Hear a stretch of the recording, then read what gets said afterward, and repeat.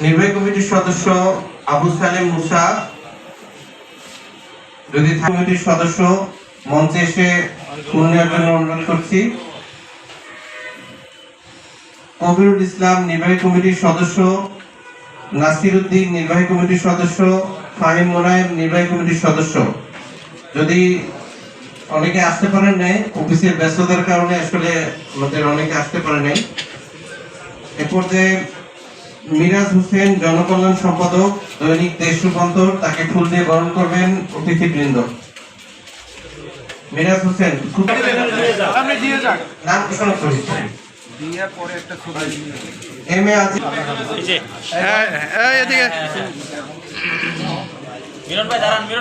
আবু জাফর সহসভাপতি এইচ.এম. তৌহিদ আজিজ, তাদেরকে বিভিন্ন এদিকে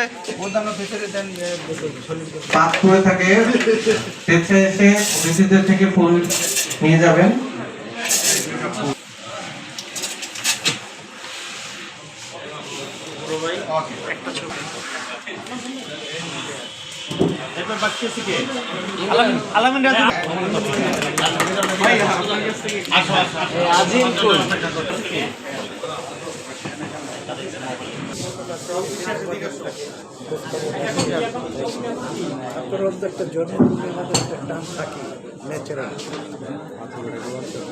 গাই দেখে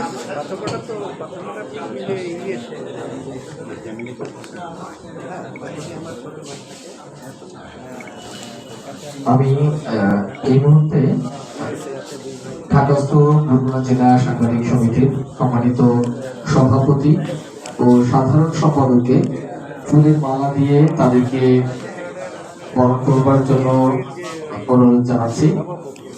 আজকের অনুষ্ঠানের সম্মানিত প্রধান অতিথি তরিকুল ইসলাম মাসুম, তিনি ফুলের মালা দিয়ে সভাপতি এবং সাধারণ সম্পাদককে এবং তার নেতৃত্বে অতিথিরা যারা আছেন তারা সকলে সভাপতি এবং সাধারণ সম্পাদককে ফুলের মালা দিয়ে বরণ করে নেবেন। প্রথমে বরণ করে নিচ্ছেন আব্দুল খালিক ঢাকাস্থ বরগুনা জেলা সাংবাদিক সমিতি। আগায় না ভাই, আগায় না, পিছন থেকে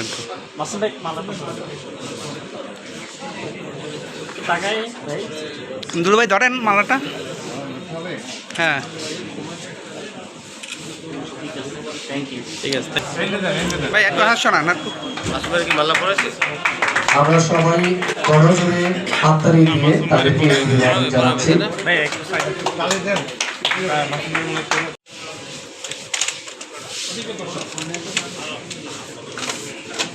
আমাদের মাঝে বক্তব্য রাখবেন, তার একটু ব্যস্ততার কারণে আমরা একটু তাকে আগে বক্তব্য দিতে দিচ্ছি। আমাদের আজকের অনুষ্ঠানের সম্মানিত বিশেষ অতিথি, সাবেক সংসদ সদস্য, বিজ্ঞ রাজনীতিবিদ, অর্থনীতিবিদ, কলামিস্ট, অক্লান্ত পরিশ্রমের ফসল এই সমিতি তাদের এবং যারা একটি সুন্দর অনুষ্ঠানের মধ্য দিয়ে জাতির বিবেক সাংবাদিক নেতৃবৃন্দের সাথে আমাদেরকে বসার সুযোগ করে দিয়েছে। বরগুনার বিভিন্ন উপজেলার পৌরসভার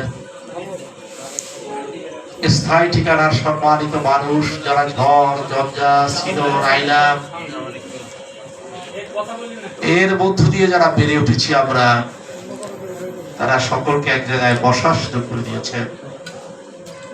এই অনুষ্ঠান আয়োজনের জন্য যারা আর্থিকভাবে সহযোগিতা করেছেন, শ্রম দিয়েছেন, আমি সকলের প্রতি অবদানে শুভেচ্ছা জ্ঞাপন করে আমার সামান্য কথা শুরু করছি। আমি বসে কথা বলছি, আপনার বেয়াদবি নেবেন না। আমি গত এক সপ্তাহ যাবত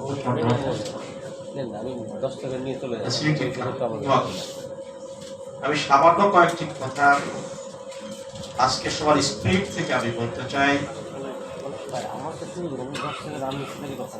কথা বলার শুরুতে আমি শ্রদ্ধা নিবেদন করি তাদের প্রতি যারা বরগুনা জেলার বিভিন্ন সময়ে মন্ত্রী হিসেবে দায়িত্ব পালন করেছেন, মহান জাতীয় সংসদের সাংসদ হিসেবে দায়িত্ব পালন করেছেন, উপজেলা চেয়ারম্যান, পৌরসভার চেয়ারম্যান, ইউনিয়ন পরিষদের চেয়ারম্যান, ওয়ার্ডের মেম্বারবৃন্দ যারা পরপারে চলে গেছেন, যারা বরগুনা জেলার উন্নয়নে তার সামর্থ্য মোতাবেক, এবং যে সমস্ত সাংবাদিক বন্ধুরা, যখন আমি এসে এক ভাইয়ের সাথে কথা বলেছিলাম, বামনা নূর মোহাম্মদ ভাই সম্পর্কে লিখতে থাকেন, প্রথম বরগুনা জেলার সাংবাদিক, আমি তার সবাই বেতাগী প্রেস ক্লাব প্রতিষ্ঠা করেছিলাম। তাদের সকলের বিদায়ী আত্মার আমি রুহের মাগফিরাত কামনা করছি, এবং যারা জীবিত আছেন এখন, যদি এখন ইলেকটেড বলি নাই, যারা জীবিত আছেন সাবেক নির্বাচিত প্রতিনিধি হিসাবে জাতীয় সংসদ থেকে শুরু করে ইউনিয়ন পরিষদের ওয়ার্ড পর্যন্ত, এবং যারা বরগুনা জেলার যেখানে যে অবস্থায় যিনি সাংবাদিকতার দায়িত্ব পালন করছেন, আমি সকলের প্রতি আপনাদের সহকর্মী হিসাবে আমি আন্তরিক শুভেচ্ছা জ্ঞাপন করছি। প্রিয় সাথীরা,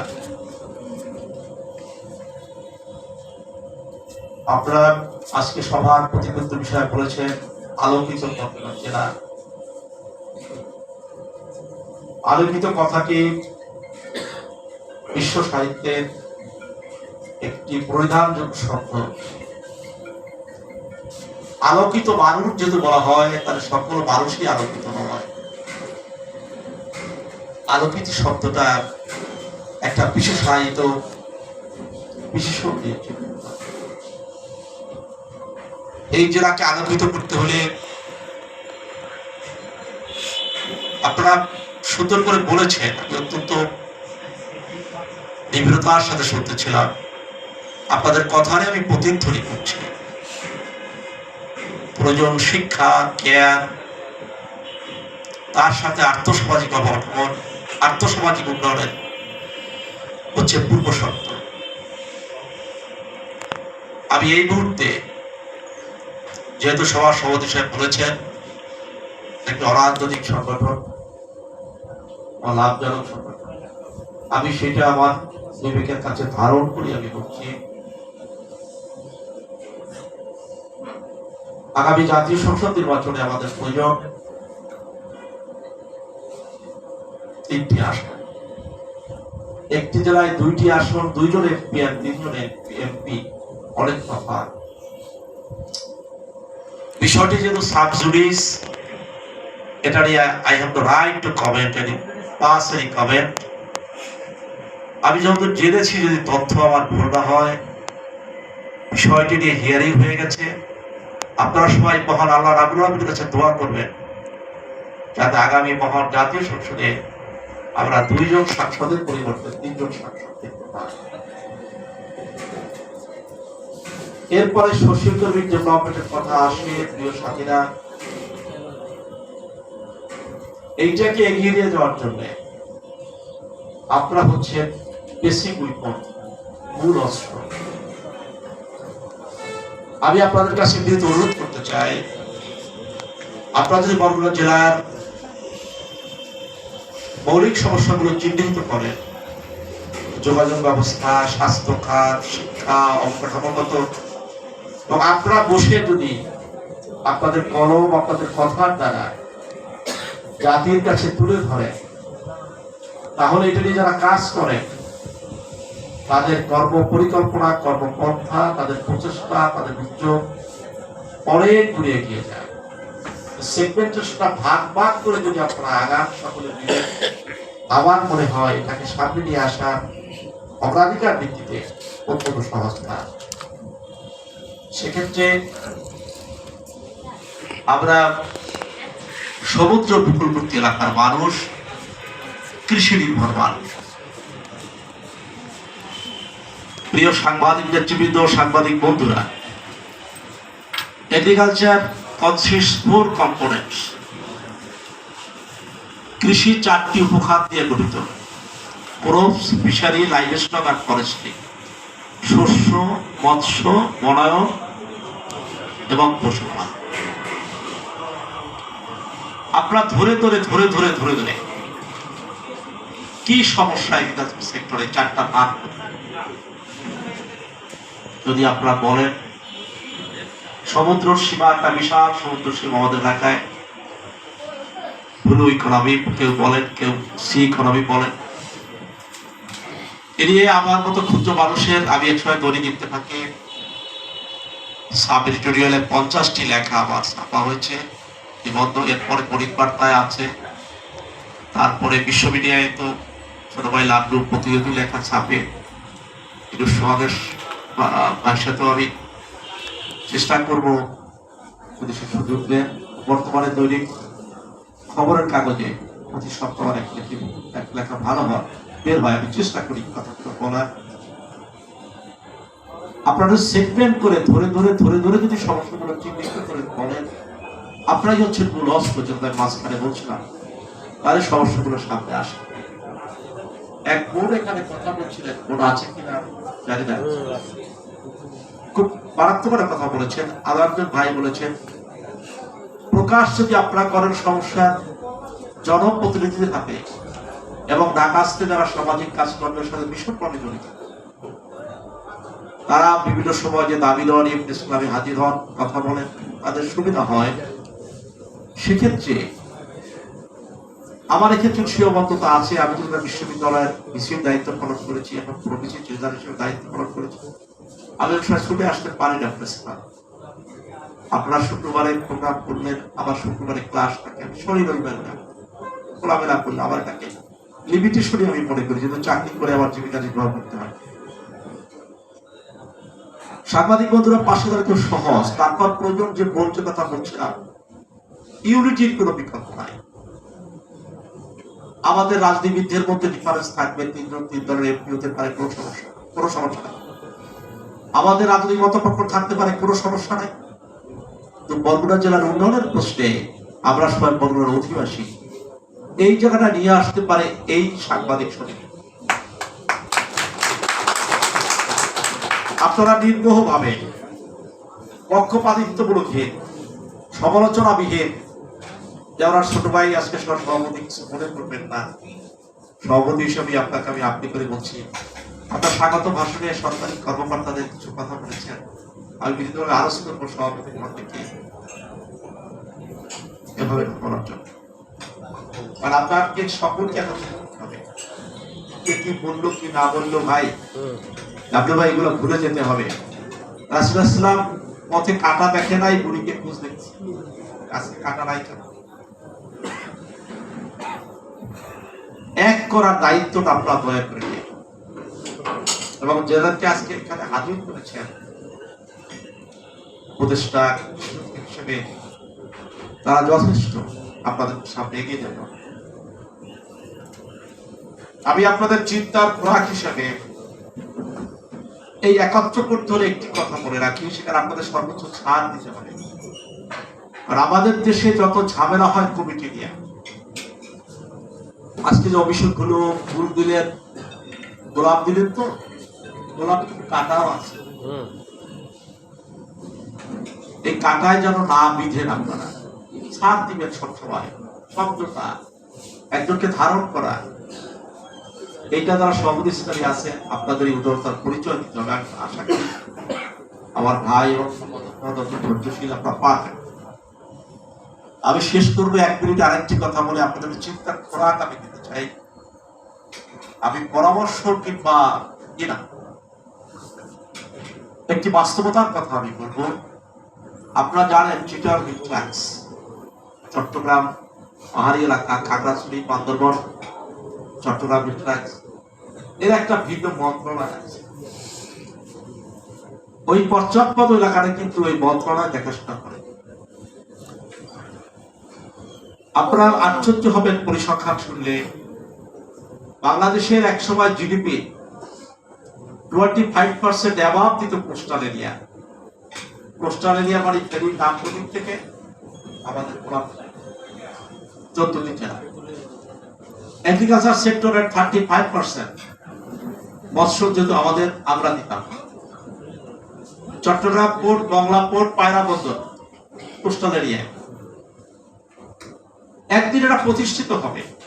আমি এখন যে আপনাদের চিন্তার একটা দেব, আমি এই সমিতির কাছে বিনীতভাবে আরো রেখে যাই, আপনারা বিবেচনা করবেন মিনিস্ট্রি অফ কোস্টাল এরিয়া, যেহেতু চট্টগ্রাম হিটলাক্সের জন্য ভিন্ন মন্ত্রণালয় আছে, তাহলে সমুদ্র উপকূলবর্তী এলাকার জন্য যারা জিডিপির 25% শেয়ার, যারা জনসংখ্যার 4/1 এবং বৃহত্তম পোর্টগুলো যাদের এলাকায়, ম্যানগ্রোভ ফরেস্ট পৃথিবীর মধ্যে সর্বোচ্চ যে সুন্দরবন, সর্বশ্রেষ্ঠ যে সুন্দরবন, সর্ববৃহৎ, সেটা যে এলাকায়, সেই এলাকার জন্য একটা ভিন্ন মিনিস্ট্রি হতে পারে কিনা, বলছি না। যদি আপনারা বিবেচনা করেন, আপনারাই যোগাযোগ করতে পারবেন বিভিন্ন জেলা প্রেস ক্লাবের সাথে, ঢাকাস্থ যারা সাংবাদিক আছে বিভিন্ন জেলার তাদের, ওইটা একদিন হবে। আমি গভীর আস্থাতে বিশ্বাস করি। অর্থনীতির ছাত্র হিসেবে আমি অনুরোধ করতে চাই আপনাদের এই সাংবাদিক সমিতিকে, আপনারা এই যাত্রাটা শুরু করতে পারেন কিনা সকলের সাথে কথা বলে। It is the demand of the coastal area of the people. Please establish the coastal ministry for the coastal area, ministry of the coastal region. তাহলে এই বরগুনা পটুয়াখালীর মতো এখন যোগাযোগ তো উন্নয়ন কোনো বিচ্ছিন্ন ঘটনা নয়, বিশ্বায়নের যুগে। বিশ্বের যদি আমেরিকাতে ধাক্কা লাগে আমরা বলি কি জিনিসের দাম বেড়ে গেছে, কেন? রাশিয়া ইউক্রেন যুদ্ধের কারণে। অর্থাৎ বিশ্বায়নের যুগের চিন্তাটি একটু বিষয়কে একটু পরিষ্কার দূরদর্শী রাখতে হয়। আমি বিরোধীভাবে আরো আরজ করে গেলাম বিষয়টি আপনার বিবেচনার জন্য, যে মিনিস্ট্রি অফ কোস্টাল রিজন আমরা ভেবে দেখবেন জিনিসটা। এইটা হলে অনেক দাবি দেওয়ার মীমাংসা হয়ে যায়, অনেক দাবি দেওয়া একটা কনসাইজ নির্দিষ্ট জায়গায় চলে যায়। আমি কথা শেষ, আপনার সাথে দেখা হয়ে আমি সত্যি আজকে আবেগ কাটতে করবো, যার সাথে দেখা হলো, যারা এই মঞ্চে বসা আছে। আমি একটু রবীন্দ্রের কাছে বিনীতভাবে বলে বিদায় দিচ্ছি। আবার ডাক্তারের কাছে যেতে হবে, সেটা আমি আগে কথা বলে গেলাম। আমার চাচা, আমার যারা বন্ধু আছে, আমার ক্ষমা করে দিবেন। প্রধান অতিথি মহোদয় সভা সুন্দর দেখবেন। আপনারা সকলে ভালো থাকবেন, সুস্থ থাকবেন। এই যাত্রা সামনে এগিয়ে যান। ঢাকাস্থ বরগুনা জেলা সাংবাদিক সমিতির মধ্য দিয়ে আমরা সকল পথ, মত, দৃষ্টিভঙ্গি, চিন্তা, চেতনা, সংস্কৃতি, ধর্ম, কর্ম, গোত্র, জাত নির্বিশেষে আমরা সকলে দাঁড়াই। মহান আল্লাহর আগ্রহ আমাদের চলার পথের পাথের হোক। সকলে ভালো থাকবেন, সুস্থ থাকবেন। আল্লাহ হাফেজ।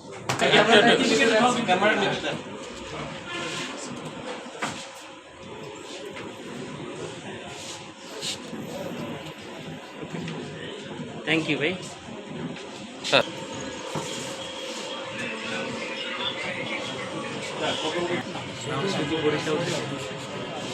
ধন্যবাদ। টাকায় সামনে একটু ধরেন ধরেন ধরেন। হ্যাঁ, ভালো লাগছে যে ঢাকায় আমাদের একটা পদচারণা আছে সাংবাদিকদের মধ্যে। একটি দাবি যে এসেছে যে আমাদের যে বর্তমানে যে পরিবেশ, জলবায়ু পরিবর্তনের নিয়ে সারা বিশ্ব তোলপাড় হচ্ছে, এবং এই জলবায়ু পরিবর্তনের সবচেয়ে বেশি সাফারার আমরা কিন্তু এই দক্ষিণাঞ্চলের মানুষ। যদি সম্ভাবনার কথা বলেন, তাহলে কিন্তু এই বরগুনা, পটুয়াখালী, এই আমাদের অঞ্চলই যেভাবে আমাদের জলসীমার মধ্যে যেভাবে আমাদের বাড়ছে, যে চর অঞ্চল বাড়ছে, আমাদের সুন্দরবন দিয়ে আমাদেরকে বেষ্টনী দিয়ে যেভাবে বড় বড় দুর্যোগগুলি আমরা রক্ষা করছে। সুতরাং আমাদের একটা কথা বলবো যে একটা দাবি হওয়া উচিত যে অন্তত উপকূলীয় যে একটা মন্ত্রণালয় যেন তৈরি করা হয়, সেই ব্যাপারে আমাদের সকলের সম্মিলিত প্রচেষ্টা থাকা উচিত। এবং আমি আশা করবো এখানে যারা উপস্থিত আছেন অচিরেই জাতীয় প্রেস ক্লাবে এই বিষয়ে একটি সেমিনার করা যেতে পারে। আমি আমার বক্তব্য দীর্ঘায়িত করবো না, আমি শুধুমাত্র ধন্যবাদ দেওয়ার জন্য এখানে উপস্থিত হয়েছি। আমি আবার ধন্যবাদ জানাচ্ছি জনাব আব্দুল খালেক লাবলু ভাই, যিনি অত্যন্ত দক্ষ, যোগ্য, পরিশ্রমী একজন সাংবাদিক এবং উনি একজন লিডার, এবং আমাদের তৌফিক ভাই, তিনিও একজন যোগ্য লোক। তাদের যোগ্য নেতৃত্বে বরগুনা জেলার সাংবাদিকদের আরো উত্তরোত্তর উন্নতি সাধিত হবে। আপনারা বরগুনা নয়, শুধু দক্ষিণ অঞ্চলের সকল অসহায় মানুষের কথা বলবেন, সম্ভাবনার কথা বলবেন, সমস্যার কথা তুলে ধরবেন এবং আমরা সম্মিলিতভাবে যদি চেষ্টা করি তাহলে আমাদের দক্ষিণ অঞ্চলে আমাদের প্রান্তিক যে সমস্যাগুলি সেগুলি সমাধান হবে এবং আমরা সকলে ঐক্যবদ্ধভাবে সেখানে কাজ করব।